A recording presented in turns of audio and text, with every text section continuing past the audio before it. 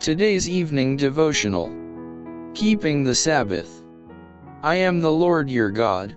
Walk in my statutes, and keep my judgments, and do them, and hallow my Sabbaths, and they shall be a sign between me and you, that ye may know that I am the Lord your God. Ezekiel chapter 20 verses 19 and 20.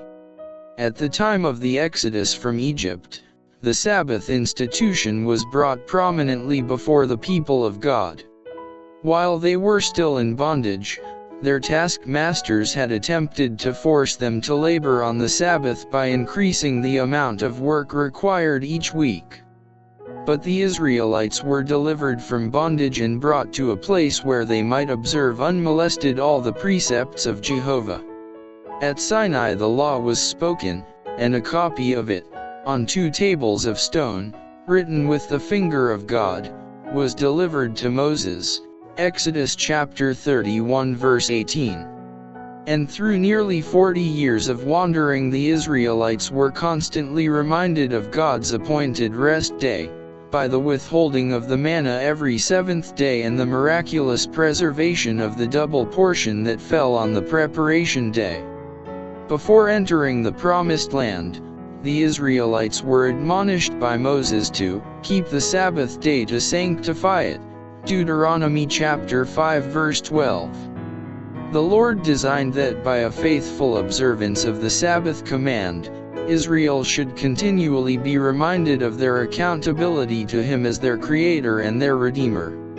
While they should keep the Sabbath in the proper spirit, idolatry could not exist. But should the claims of this precept of the Decalogue be set aside as no longer binding, the Creator would be forgotten and men would worship other gods. I gave them my Sabbaths, God declared, to be a sign between me and them, that they might know that I am the Lord that sanctify them. Yet, they despised my judgments, and walked not in my statutes, but polluted my Sabbaths, for their heart went after their idols. And in his appeal to them to return to him, he called their attention anew to the importance of keeping the Sabbath holy. I am the Lord your God, he said, walk in my statutes, and keep my judgments, and do them, and hallow my Sabbaths, and they shall be a sign between me and you, that ye may know that I am the Lord your God. Ezekiel chapter 20 verses 12, 16, 19, and 20. Christ, during his earthly ministry, emphasized the binding claims of the Sabbath. In all his teaching he showed reverence for the institution he himself had given. In his days the Sabbath had become so perverted that its observance reflected the character of selfish and arbitrary men rather than the character of God.